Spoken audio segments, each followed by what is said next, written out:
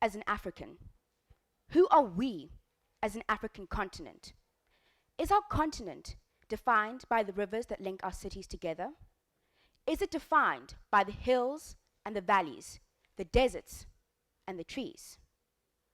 Is it defined by the people who've walked the land before us? I am an African because of all of this and more.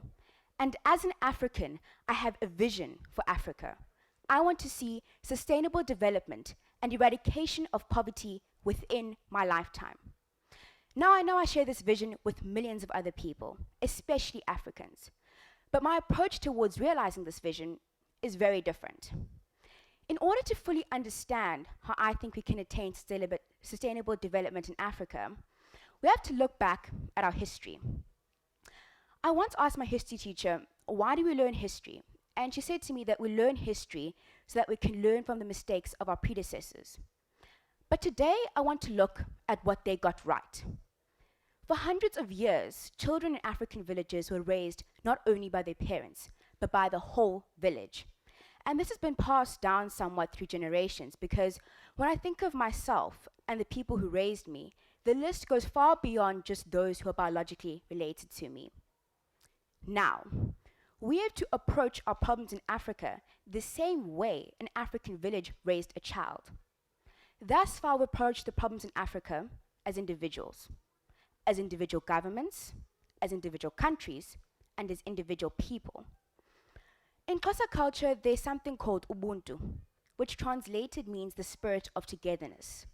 But if one examines Ubuntu, the core idea they'll find there is connectivity. If we look at the basic makeup of the earth, we're connected by rivers, seas, oceans, and even the soil that we walk on. And now is the time that we have to look back at how people were connected in the past in order to move forward. You know, in the past, I think people were connected on a fundamental level. And fundamentally, as human beings, we're designed to build communities and solve problems. Now, when I was 13, I am a Consider Us ambassador, but I went to Copenhagen for COP15. At a COP15, myself and two other ambassadors had to give a speech about climate change and how we wanted world leaders to change something. Now, I didn't know those two other ambassadors very well because we'd only been ambassadors for about a week before we left for Copenhagen. So that evening, when I listened to their speeches, I learned a lot. I learned a lot about them, but I also came to a realization. I realized this was my first experience as a person coming together with others and connecting for change. Last year when I attended COP17, I was a little older, and I always like to think wiser.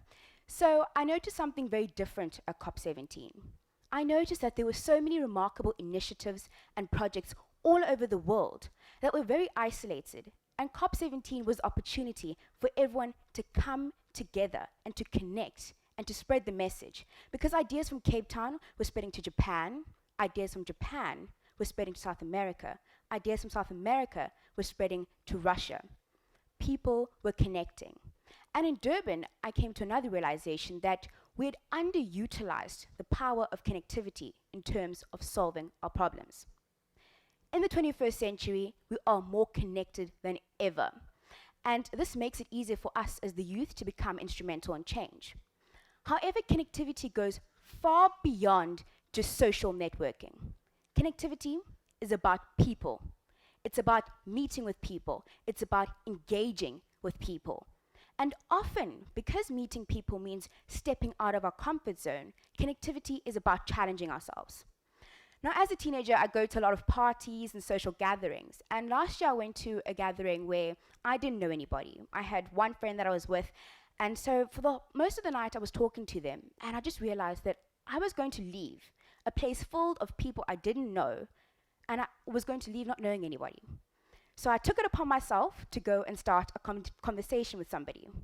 Now, as much as I love talking to people and I love being out there, this thought was terrifying, to just go up to somebody you don't know and start a conversation. But I did it.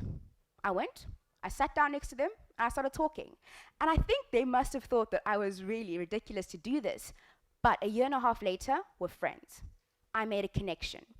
And now we're talking about things but things we didn't know. And we're sharing ideas. We're changing things. Now, I work in TV, and working in TV, you get to see a lot of things, phenomenal projects, especially by the youth. However, because people are so focused in their own worlds and in their own bubbles, you also realize that we don't have enough connectivity between us. Now, if all these different projects came together and asked a few questions, how can we help each other? What can we achieve together? People would get an idea of the role they play in the bigger picture and also the role they play in creating change. Success in Africa is not going to happen overnight, and one person cannot solve a problem that affects us all. So I think that having an aim for Africa is about more than just a vision. It's about understanding our position in Africa and how connected we are to the rest of the world. I believe that connectivity is the tipping point for every big idea. If you look at all the global phenomena of today, they're all hugely successful because of how connected we are and because of our connectivity. Now, I think that if we use connectivity, sustainable development can go beyond just being a good idea. It can go beyond just being a goal. It can become a global phenomenon, which is our reality. Now is the time that we have to connect for change. I hope that today I've planted a seed of thought that you will turn into a forest of change.